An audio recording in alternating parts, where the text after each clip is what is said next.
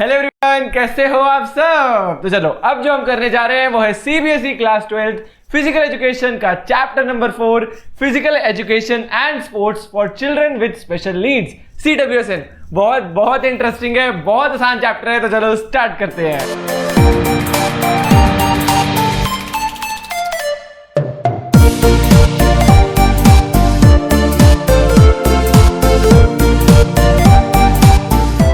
तो देखो, सबसे पहले आपको क्या करना है, डिस्क्रिप्शन बॉक्स के अंदर नोट्स की लिंक दी हुई है, उसे डाउनलोड करना है। उसके बाद ही हम चैप्टर करते हैं। आपको ना रिवाइज करने में बहुत मदद मिलेगी। आप अपनी बुक को रेफर कर सकते हो सिर्फ प्रैक्टिस क्वेश्चंस के लिए, पर बाकी कोई भी चीज के लिए प्लीज और कहीं पर भी मत जाना। मैं गारंटी लेता हूं कि इसके बाहर कुछ भी नहीं आएगा। चलो सबसे पहले स्टार्ट करते हैं। Physical education and sports for CWSN। CWSN क्या है? CWSN है children with special needs. Children with special needs का क्या मतलब है? स्पेशल नीड्स वाले चिल्ड्रन का मतलब जो बच्चे डिसेबल्ड हैं, जो बच्चे डिसऑर्डर्ड हैं, जिनकी मेंटली कोई प्रॉब्लम है, फिजिकली कोई प्रॉब्लम है बॉडी में या फिर माइंड के अंदर, वो होते हैं चिल्ड्रन विद स्पेशल नीड्स वाले बच्चे। सबसे पहले हम इसके अंदर करते हैं डिसएबिलिटी। देखो, डिस और एबिलिटी। डिस का क्या मतलब होता है? नॉट। एक तरीके से इसका मतलब होता है नॉट। एबिलिटी का क्या मतलब होता है? Capacity to do work. तो डिसएबिलिटी क्या हुआ कि कैपेसिटी ही नहीं है हमें काम करने की। तो क्या मतलब हुआ? Lack of capacity to do work is called disability. It creates barrier in normal functions of body. देखो, अगर हमारे पास कोई डिसेबिलिटी होगी, जैसे किसी को पोलियो होता है तो उनके पैर वो अच्छे से चल नहीं पाते हैं, तो क्या हुआ? नॉर्मल फंक्शंस चलने वगैरह में उनको दिक्कत हुई। किसी की बॉडी फ्रैक्चर्ड, किसी का हाथ फ्रैक्चर्ड है, उसको लिखने में प्रॉब्लम हुई। तो ऐसे करके ना डिसेबिलिटीज के क्या होता है कि हम normal functions of the body भी आराम से परफॉर्म नहीं कर पाते। It generally has no cure. Disability का जनरली कोई क्योर नहीं होता, तभी ये एक बहुत बड़ा चैलेंज है।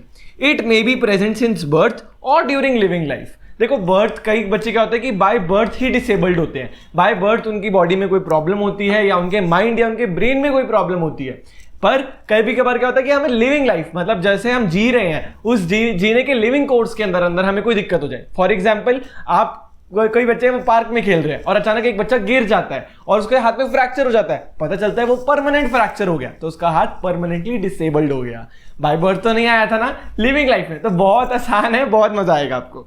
Except their disability, they are normal and disabled children should be treated equally like other children. देखो, अगर उन बच्चों की आप डिसेबिलिटी हटा दो, फिर तो वो नॉर्मल बच्चे ही है ना, तो हमें उन्हें अलग थोड़ी ना ट्रीट करना चाहिए। ये बेसिक वैल्यूज ना हर बच्चे के अंदर होनी चाहिए, ठीक है? तो हमें कभी भी उन्हें अलग नहीं ट्रीट करना चाहिए। एक नॉर्मल बच्चे ही हैं, वो भी बस डिसेबिलिटी है, हमें उनको इंकरेज करना चाहिए और हमें उनका साथ देना चाहिए। फिर आते हैं हम टाइप्स ऑफ डिसेबिलिटी। बहुत आसान है। देखो, टाइप्स ऑफ डिसेबिलिटी 3 है: फिजिकल डिसेबिलिटी, कॉग्निटिव डिसेबिलिटी और इंटेलेक्चुअल डिसेबिलिटी। सबसे पहले क्या कर रहे हैं हम? Physical disability. नाम से ही पता चल रहा है, physical disability occurs when the structure of bone is affected और ऑल्टर्ड। जब हमारे बॉडी के बोन का स्ट्रक्चर अफेक्ट हो जाए या ऑल्टर हो जाए, चेंज हो जाए, तो हम उसे क्या बोलते हैं? भाई, से फिजिकल डिसेबिलिटी है। फॉर एग्जाम्पल, ब्लाइंडनेस, हमारी आईज का स्ट्रक्चर खराब हो गया। डेफनेस, तो इसका क्या मतलब हुआ? हमारे बॉडी पार्ट में कोई दिक्कत है जिसके कारण हमें सुन नहीं पा रहा है। कोई मस्कुलर डिफॉर्मिटी हो गई, किसी की हाथ टूटा हुआ है, किसी का कुछ और टूटा है, वो सब किस में आएगा? फिजिकल डिफॉर्मिटी में। तो इसके क्या क्या इंक्लूड है? Blindness, deafness, muscular deformities etcetera. एक और चीज आपको याद रखनी है, वो है पोस्चरल डिफॉर्मिटी। एक बार के लिए आप याद कर लो, वैसे तो अगले वाले चैप्टर्स में आता है, पर एक बार आप याद रखो काइफोसिस। ये आपको याद करना पड़ेगा कि काइफोसिस, लॉर्डोसिस भी किस में आता है? फिजिकल डिसेबिलिटी में आता है। मे अकर एट बर्थ और after birth. Physical disability birth के दौरान, बाय बर्थ भी किसी को हो सकती है, ब्लाइंडनेस, डेफनेस, या फिर आफ्टर बर्थ, वही लिविंग कोर्स ऑफ लाइफ के अंदर कुछ भी हो सकता है, वो भी हो सकता है। कॉजेस क्या है? इलनेस। देखो, कोई बीमार हो गया, कोई बहुत ज्यादा किसी को कोई बीमारी है, कोई डिजीज है, उसके कारण भी हमें फिजिकल डिसेबिलिटी हो सकती है। एक्सीडेंट, किसी का कोई कार एक्सीडेंट हो गया या कोई गार्डन से गिर गया, पार्क में खेलते खेलते गिर गया, उसका हाथ टूट गया, या गार्डन में उसकी आंखों की रोशनी चली गई। फिर आता है माल न्यूट्रिशन। माल न्यूट्रिशन क्या होता है? कभी कभी हमारे पास प्रॉपर विटामिन, मिनरल्स वगैरह हमारी बॉडी में नहीं जाते। विटामिन, मिनरल से याद आया, चैप्टर नंबर 2 किया कि नहीं किया स्पोर्ट्स एंड न्यूट्रिशन का? बहुत करना है, ठीक है? स्किप नहीं करना कुछ भी। फिर आता है माल न्यूट्रिशन। देखो, माल न्यूट्रिशन क्या होता है कि आपकी बॉडी में प्रॉपर विटामिन और न्यूट्रिएंट्स ही नहीं गए। अगर आपकी बॉडी में प्रॉपर न्यूट्रिएंट्स और विटामिन नहीं गए तो आपके बॉडी का कोई पार्ट या कोई बॉडी का ऑर्गन डिसफंक्शन कर सकता है, प्रॉपरली फंक्शन नहीं करेगा, जिसके कारण भी डिसेबिलिटी हो सकती है।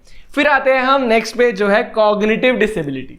कॉग्निटिव क्या होता है? Includes people who have problems with memory, thinking, imagining, remembering, learning, judging etcetera. Physical disability में तो आपने क्या कहता है कि बॉडी का स्ट्रक्चर, जो बॉडी का स्ट्रक्चर का बोन है वो अफेक्ट हो जाए या ऑल्टर हो जाए। साथ साथ में रिवाइज करते जाओ क्या क्या कॉजेस थे। एक्सीडेंट था, माल न्यूट्रिशन था, ठीक है, तो ये सब चीजें थी फिजिकल डिसेबिलिटी के अंदर। और क्या क्या था? ब्लाइंडनेस, डेफनेस, ये सब है एग्जाम्पल्स फिजिकल डिफॉर्मिटीज। पर सोचो कोई सोच ही ना पाए, किसी को रिमेंबर कुछ याद करने में बहुत ज्यादा दिक्कत हो, किसी को कुछ जज करने में, डिसीजन मेकिंग में कोई दिक्कत आ जाए, तो हम उसे क्या बोलते हैं? वो कॉग्निटिव डिसेबल्ड है, मतलब उसे कॉग्निटिव डिसेबिलिटी है। क्या क्या कॉजेज है? बर्थ हेड इंजरीज विच अफेक्टेड लेटर एज। देखो बचपन में क्या होता है, कभी कभार हमारे अगर हेड पर फ्रंटल लोब, जहां पे बोलते हैं आगे, अगर हमें कोई इंजरी हो जाए तो उसके कारण क्या बोलते हैं हम कि उसके कारण हमें कॉग्निटिव डिसेबिलिटी हो सकती है। फिर आते हैं थर्ड पर, जो कि है इंटेलेक्चुअल डिसेबिलिटी। इंटेलेक्चुअल डिसेबिलिटी दो टाइप्स की है, मेंटल रिटार्डेशन और मेंटल इलनेस। मेंटल रिटार्डेशन क्या है? मेंटल रिटार्डेशन एक तरीके की ऐसी डिसेबिलिटी है जिसमें हमारा ब्रेन है ना, वो या तो बिल्कुल ही डेवलप नहीं होता, या बहुत स्लो डेवलप होता है, या बहुत कम डेवलप होता है, ठीक है।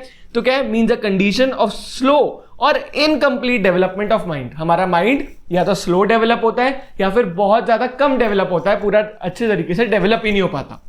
मेंटल इलनेस क्या है? कोई भी और डिसेबिलिटी या डिसऑर्डर जो मेंटल रिटार्डेशन ना हो, वो है मेंटल इलनेस, ठीक है। तो it means any mental disorder other than mental retardation, उसे हम क्या बोलते हैं? Mental illness. अब आते हैं हम कॉजेज ऑफ डिसेबिलिटी पर, कि क्या क्या कारण है जिसके कारण डिसेबिलिटी हो सकती है। हमने 3 टाइप्स की डिसेबिलिटी की, साथ साथ में रिवाइज करते जाओ। डिसेबिलिटी की डेफिनेशन बताओ। Lack of capacity to do work is known as disability. कोई इसका क्योर है नहीं जनरली, या तो बाय बर्थ भी हो सकता है या लिविंग कोर्स ऑफ लाइफ में भी हो सकता है। 3 टाइप्स की हमने डिसेबिलिटी की, बताओ कौन कौन सी करी? फिजिकल डिसेबिलिटी, इंटेलेक्चुअल डिसेबिलिटी और कॉग्निटिव डिसेबिलिटी। अच्छा अब ये बताओ, इंटेलेक्चुअल डिसेबिलिटी के 2 टाइप्स थी, मेंटल रिटार्डेशन और मेंटल इलनेस। ये सब हमने कर लिया है। अब हम करते हैं कॉजेज ऑफ डिसेबिलिटी। फर्स्ट है फिजिकल कॉजेज, फिर है मेंटल कॉजेज, सोशल कॉजेज या फिर कोई और कॉजेज। सबसे पहले हम आते हैं फिजिकल कॉजेज पर। तो फिजिकल कॉजेज क्या है? वीकनेस ऑफ अ कंपोनेंट और disappearance of a body organ due to some disease और डेफिशिएंसी। मतलब कोई डिसीज या डेफिशिएंसी के कारण हमारे बॉडी का कोई ऑर्गन वीक पड़ जाए या फिर बॉडी का पार्ट हो ही ना हमारा, उसके कारण हमें वो फिजिकल कॉजेज हैं डिसेबिलिटी के। हमारी बॉडी में वीकनेस हो, ये भी है फिजिकल कॉजेज हमारी बॉडी के। फिर आते हैं मेंटल कॉजेज पर। मेंटल कॉजेज क्या है? There are some diseases due to which a person's mental balance can get disturbed and he may become mad. मतलब कई कई डिसीजेस हैं जिसके कारण हमारा मेंटल बैलेंस बिगड़ जाता है और इंसान पागल हो जाता है और उसे डिसेबिलिटी, मेंटल डिसेबिलिटी हो सकती है। Due to this mental balance loss he may become disabled, और वो डिसेबल्ड हो सकता है। अब आते हैं सोशल कॉजेज। देखो सोशल कॉजेज समझने से पहले हमें सोशल समझना पड़ेगा। सोशल क्या है? सोसाइटी। अच्छा आप इमेजिन करो कि कोई पर्सन डिसेबल्ड है और वो एक ऐसी सोसाइटी में है जहां पर ना वो व्हील चेयर पे बैठा है और लोग उसे बोलते रहते हैं, क्या यार सारा दिन आलस मारता रहता है, क्या सारा दिन व्हील चेयर पे पड़ा रहता है, क्या सारा दिन बिल्कुल काम ही नहीं करता। वो क्या होगा? उसको बहुत ज्यादा ताने सुनने पड़ रहे हैं और वो और ज्यादा डिप्रेस हो रहा है। यही अब एक ऐसी सोसाइटी में हो जहां पर वो व्हीलचेयर का पर्सन बैठा है, पर साथ में सब लोग क्या बोल रहे हैं कि नहीं यार तो क्या होगा, ये डिसेबल्ड है, इसमें इसकी क्या गलती, हम इसे इंपावर करेंगे, हम इसे और शक्ति देंगे, हम इसे मोटिवेट करेंगे। अब क्या हुआ? किसी एक पर्सन के लिए उसके सोसाइटी के कारण वो डिप्रेशन हो गया और वो कॉज बन गया, पर किसी के कारण वो एम्पावरमेंट का रास्ता बन गया। मतलब सोशल कॉज एक ऐसा कॉज है जो किसी के लिए काम करता है, किसी के लिए काम नहीं करता। तो it is not for all, may become a barrier on a person and this barrier can be removed or overcome। देखो सोसाइटी का तो हम कभी भी बदल सकते हैं, अपने फ्रेंड्स को तो हम कभी भी बदल सकते हैं। अच्छा आज मैं इस सोसाइटी में रह रहा हूं, कल मैं कोई और सोसाइटी में रहने लगूंगा, मेरी सोसाइटी चेंज हो गई, सोशल कॉजेस खत्म हो गए। तो ये है सोशल कॉजेस हर एक के लिए नहीं है, इसलिए इस बैरियर को हम हटा भी सकते हैं पर बाकी सारे बैरियर्स को हम हटा भी नहीं सकते।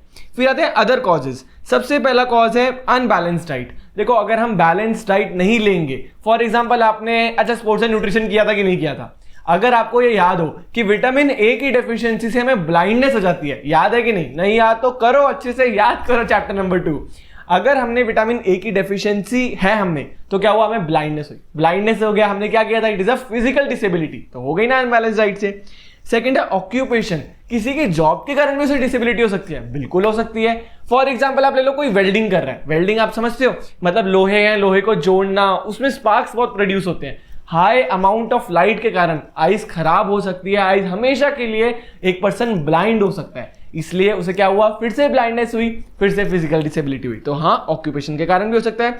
फिर है बैड हैबिट्स, स्मोकिंग, वाइन, चरस, गांजा, ये सब हमने खाया है, या फिर चलो खाना मत, ऐसा कुछ मत करना, ये सारी गंदी आदतें हैं, कभी इन्हें हमें सामना नहीं करना चाहिए। पर आपने ऐसे स्मोकिंग या वाइन कुछ भी किया है तो उसके कारण भी आप डिसेबल्ड हो सकते हो। फिर आते हैं हम फोर्थ पर, जो कि है एक्सीडेंट्स। देखो, रोड एक्सीडेंट हो गया, अगर आपका रोड एक्सीडेंट हो गया, मान लो आपकी हड्डी वगैरह कुछ भी टूट गई, आपका पैर हमेशा के लिए डैमेज हो गया, हमेशा के लिए 1% डिसेबल्ड हो गया, तो हो गया ना रोड एक्सीडेंट के कारण। अब ना तो रोड एक्सीडेंट कोई फिजिकल कॉज है, ना मेंटल कॉज है, ना कोई सोशल कॉज है, पर क्या हुआ, अलग से एक कॉज हो गया जो है एक्सीडेंट्स। फॉर एग्जाम्पल कोई अर्थक्वेक, टाइफून, कुछ भी आ गया, कोई नेचुरल कैलामिटी हो गई, उसके कारण क्या होता है, उसके कारण भी आप डिसेबल्ड हो सकते हो। आप कुछ भी आईसाइट लूज कर सकते हो, क्योंकि पानी वगैरह अगर ज्यादा चला जाए, मान लो कुछ भी हो जाए, है ना, आपकी बॉडी को कुछ भी हो जाए, आप डिसेबल्ड हो जाओगे। आप प्लेग्राउंड में जा रहे थे, आप गिर गए, कोई और पर्सन गिर गया, चलो मैं आपके लिए तो नहीं चाहता, भगवान से प्रे करता हूं कि आप हमेशा खुश रहो, स्वस्थ रहो, पर फिर भी मान लो कोई पर्सन है, वो प्लेग्राउंड में गया और वो गिर गया, तो क्या हुआ, वो डिसेबल्ड हो सकता है, उसकी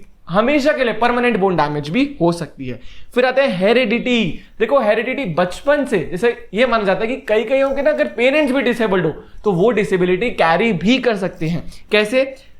ट्यूबरक्लोसिस, टीबी मतलब अस्थमा, डायबिटीज, ये जिनके पेरेंट्स को हो अगर कुछ, वो भी डिसेबल्ड हो सकते हैं, उनके ऑफस्प्रिंग्स मतलब उनके बच्चे भी डिसेबिलिटी के शिकार हो सकते हैं। फिर आते हैं डिजीजेस। देखो, कई डिजीजेस के कारण भी हम डिसेबल्ड हो सकते हैं। फॉर एग्जांपल, इसका सबसे अच्छा एग्जांपल है पोलियो। वैसे तो अब इंडिया पोलियो फ्री हो चुका है, पर जिन जिन लोगों को पोलियो हुआ था उनको चलने में बहुत दिक्कत आती है, वो डिसेबल्ड है अपने लेग से, तो क्या हुआ, पोलियो एक डिजीज के कारण 1% डिसेबल्ड हो गया। फिर आते हैं एनवायरमेंट। कभी कभार हम बहुत ज्यादा अनहाइजीनिक एनवायरमेंट में रहते हैं, मान लो बहुत ज्यादा एयर पोल्यूशन है, हमारे लंग्स अच्छे से काम नहीं करेंगे, कोई और बॉडी ऑर्गन में कोई दिक्कत आ गई, डिसेबिलिटी हो सकती है ना। तो अनहाइजीनिक एनवायरमेंट या कोई भी एनवायरमेंटल फैक्टर के कारण भी आप डिसेबल्ड हो सकते हो। ये सारे हमने कॉजेज कर लिए। अब हम क्या करेंगे, हम करेंगे नेक्स्ट पार्ट में डिसऑर्डर। जाना बिल्कुल भी नहीं है। देखो, a work half done is not at all better than a work not done. तो एक ही बात है, आप करो चाहे ना करो, आधा करो, तो एक ही बात है, करना है तो हमें पूरा करना है। One day you will thank your self for never giving up. ठीक है, तो मैं तो यहीं पे बैठा हूं, आप बस नोट्स जल्दी से डाउनलोड करो, एक बार रिवीजन ले लो और मिलते हैं नेक्स्ट पार्ट में। तब तक के लिए गुड बाय, टेक केयर।